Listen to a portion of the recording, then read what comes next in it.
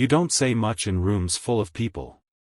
Not because you have nothing to offer, but because something in you waits quietly, almost instinctively before it speaks. And most people around you have never understood that. They call it shyness, coldness, sometimes arrogance. But what if your silence isn't a limitation? What if it's a form of knowledge?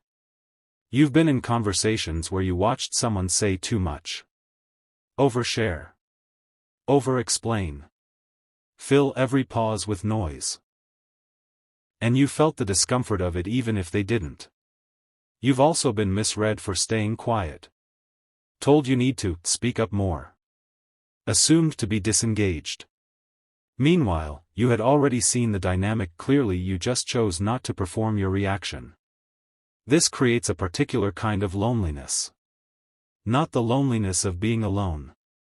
The loneliness of being unseen in a room full of people.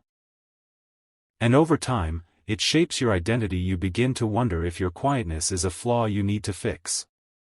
Psychologists have a name for this pattern. It's linked to a trait called sensory processing sensitivity, and it runs far deeper than personality type. Elaine Aron's research on highly sensitive people found that around 20% of the population processes stimulation more deeply than others. More deeply, not more weakly. The quiet person in the room isn't missing something. They're receiving more and filtering it before responding. This isn't passivity. In neuroscience terms, it's called pause to check, a behavioral strategy where the nervous system evaluates before it acts. In environments that reward speed and volume, this strategy looks like hesitation. But in environments that require accuracy and trust, it's an advantage. Here's what's happening in the brain of someone who stays quiet. Research using fMRI shows that highly sensitive individuals show greater activation in the insula, the brain region responsible for self-awareness, empathy, and reading social environments.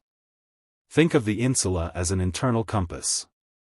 While others are reacting to the surface of a situation, the quiet person is triangulating, reading tone, subtext, and what isn't being said. The mental model here is depth of processing. Most people process social information at one layer, what was said. The quiet person processes at 3, what was said, what was meant, and what was avoided. This takes more cognitive energy.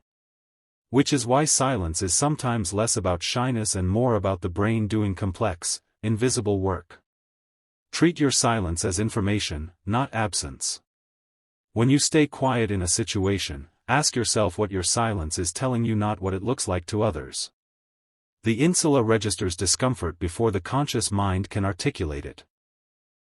Your silence is often an early signal, a reading of something off in the environment. You go quiet in a meeting where something feels wrong. Later, you find out the decision being made was uninformed. Your silence was accurate before you had the words for it. Stop performing extroversion in the wrong rooms. Notice where you feel pressured to speak more than you naturally would and question whether those environments actually require it. Research by Adam Grant shows that introverted leaders outperform extroverted ones with proactive teams because they listen rather than dominate. Adapting to the wrong context drains you and suppresses your actual strength.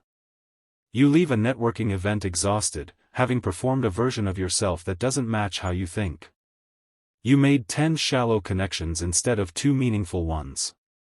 Use the pause deliberately, not apologetically.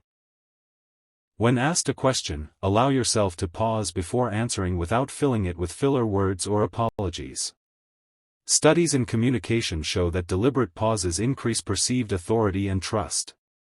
The brain of the listener interprets the pause as depth, not uncertainty. Someone asks your opinion in a meeting. You pause for 3 seconds, then speak one clear sentence. The room listens differently than it does to someone who immediately fills the air.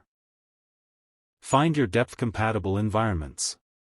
Actively seek relationships and spaces where depth is valued over volume, where you are not required to translate yourself constantly.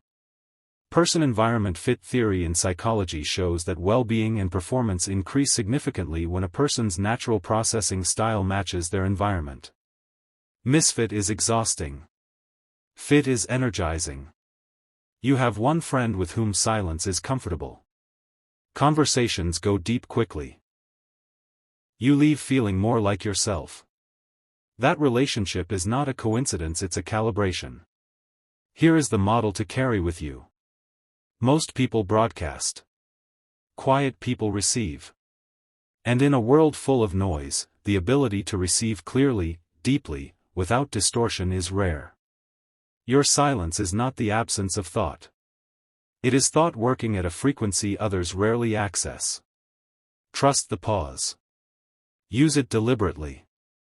And stop shrinking it to fit rooms that were never built for depth. You have spent years in rooms where loudness was mistaken for confidence. Where speed was mistaken for intelligence. Where filling silence was mistaken for connection. You never quite believed any of it. And you were right not to. The people who stay quiet aren't waiting to join the conversation. They're already having a deeper one inside. The question is never whether you have something to say. It's whether the room is worth saying it in.